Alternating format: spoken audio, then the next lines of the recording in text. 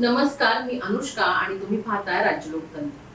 संसदेत विद्यार्थ्यांच्या आंदोलनावर झालेल्या कथित पोलीस कारवाईचा मुद्दा तापलेला आहे आणि याच मुद्द्यावर केंद्रीय गृहमंत्री अमित शाह यांनी विरोधकांच्या प्रत्येक प्रश्नाचं उत्तर देण्याची तयारी देखील दर्शवली आहे. एवढंच नाही तर दुपारी 3 वाजल्यापासून दुसऱ्या दिवशी दुपारी 3 वाजेपर्यंत संसदेत उपलब्ध राहण्याची तयारी सुद्धा त्यांनी दाखवली आहे. पण आता याच ठिकाणी सर्वात मोठा प्रश्न निर्माण होतो. जर अमित शहा प्रत्येक प्रश्नाचं उत्तर देण्यासाठी तयार आहेत, तर मग या संपूर्ण प्रकरणावर स्पष्ट आणि थेट उत्तर देण्यासाठी एवढा वेळ का लागत आहे? आणि ज्यावेळी संसदेत त्यांच्या उपस्थितीची आणि स्पष्टीकरणाची सर्वाधिक गरज आहे, त्यावेळी त्यांची अनुपस्थिती नेमकी कशामुळे आहे? हा प्रश्नही आता विचारलं जाणं अगदी स्वाभाविक आहे. कारण जनतेचा प्रश्न केवळ एवढाच नाही की अमित शहा संसदेत किती तास उपलब्ध राहणार. प्रश्न हा आहे की विद्यार्थ्यांवर झालेल्या पोलीस कारवाईबाबत नेमका निर्णय घेतला कोणी? पोलिसांना आदेश कोणी दिले?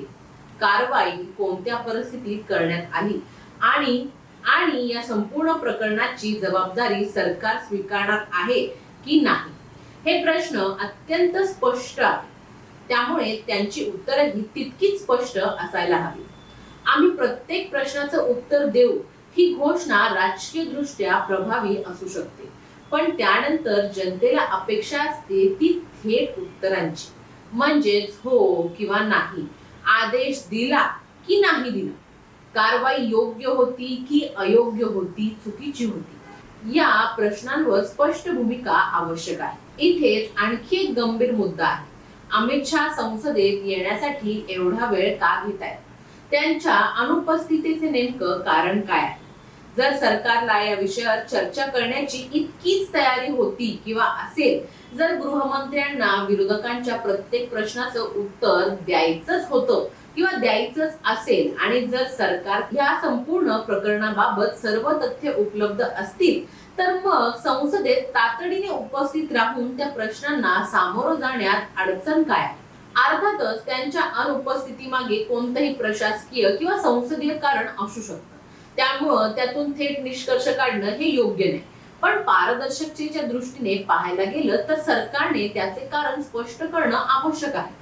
कारण राजकारणात जेव्हा प्रश्न गंभीर असतो आणि उत्तर देणारी व्यक्ती अनुपस्थित असते, तेव्हा संशय निर्माण होणं हे स्वाभाविक असते. राहुल गांधींचा आक्षेपही याच ठिकाणी आहे. त्यांना संसदेत केवळ राजकीय भाषण ऐकायचं नाही, त्यांना विशिष्ट प्रश्नांची विशिष्ट उत्तरं हवी आहे. त्यांचंही बरोबर आहे. विद्यार्थ्यांच्या आंदोलनावर पोलिसांनी कारवाई केली असेल तर आदेश कुठून आले? कोणत्या अधिकाऱ्यांनी निर्णय घेतला? गृहमंत्रालयाची यामध्ये भूमिका काय होती? सरकारला या कारवाईची माहिती होती का? आणि जर सरकारचा या कारवाईशी काहीही संबंध नसेल तर तेही स्पष्टपणे संसदेत त्यांनी सांगायला हवं. कारण प्रश्न टाळण्यापेक्षा प्रश्नाचं उत्तर देऊन स्वतःची भूमिका स्पष्ट करणं हे सरकारसाठी अधिक सुरक्षित आणि अधिक प्रभावी ठरतं. आता इथे विरोधकांनाही प्रश्न विचारावा लागेल. सरकार चर्चा करण्यास तयार असेल तर विरोधकांनी संपूर्ण चर्चा पूर्णपणे नाकारण्याऐवजी त्या चर्चेचा उपयोग सरकारला कठीण प्रश्न विचारण्यासाठी केला पाहिजे. संसद ही केवळ सरकार विरोधात घोषणाबाजी करण्याची जागा नाही आणि ती केवळ सरकारचं भाषण ऐकण्याची सुद्धा जागा नाही. संसद ही प्रश्न आणि उत्तरांची जागा आहे. त्यामुळे सरकारने उत्तर द्यायला हवं आणि विरोधकांनी त्या उत्तरांची तथ्यांच्या आधारे छाननी करायला हवी. मात्र इथे सरकारची जबाबदारी निश्चितच मोठी आहे. कारण गृह मंत्रालयाच्या अखत्यारीतील पोलीस कारवाईवर प्रश्न उपस्थित झाले असतील तर त्याची अधिकृत माहिती संसदेसमोर ठेवणं ही सरकारची जबाबदारी आहे. आदेशांची साखळी काय होती? कोणत्या परिस्थितीत पोलिसांनी कारवाई केली? कायदेशीर प्रक्रिया काय होती? आणि या कारवाईची चौकशी झाली आहे का? या सर्व प्रश्नांवर सरकारने कागदपत्र आणि तथ्यांसह भूमिका मांडली पाहिजे. केवळ विरोधकांवर आरोप करून किंवा राजकीय पार्श्वभूमी सांगून हा प्रश्न संपणार नाही. आणि म्हणूनच अमित शहा यांच्या समोर सर्वात मोठं आव्हान हे संसदेत किती वेळ बोलायचं हे नाही, तर नेमकं काय बोलायचं याचं आहे. 24 तास संसदेत उपलब्ध राहण्याची तयारी ही चांगली बाब आहे, पण 24 तास उपलब्ध राहण्यापेक्षा 24 स्पष्ट प्रश्नांची उत्तर देणं अधिक महत्त्वाचं आहे. कारण लोकशाहीमध्ये वेळ देण्यापेक्षा जबाबदारी स्वीकारणं हे महत्त्वाचं असतं आणि भाषण करण्यापेक्षा तथ्य मांडणं अधिक आवश्यक असतं. आज जनतेला हे जाणून घ्यायचंय की अमित शहा संसदेत येणार कधी. एवढाच प्रश्न नाही तर ते येऊन काय स्पष्ट करणार आहेत, हा मूळ आणि खरा प्रश्न आहे. त्यांच्या अनुपस्थितीचं कारण काय आहे ते स्पष्ट करण्यास सरकार तयार आहे. प्रश्नांवर उत्तर देण्यास वेळ का लागतो आणि जर सरकारकडे सर्व उत्तरं तयार होती किंवा असतील तर ती उत्तरं संसदेत थेट आणि तातडीने दिली का जात नाही. कारण या संपूर्ण प्रकरणात आता राजकीय आरोप प्रत्यारोपांपेक्षा विद्यार्थ्यांचा प्रश्न मोठा आहे. त्यांच्या आंदोलनावर नेमकी काय कारवाई झाली, का झाली आणि कोणाच्या आदेशावरून झाली याचं सत्य समोर येणं आवश्यक आहे.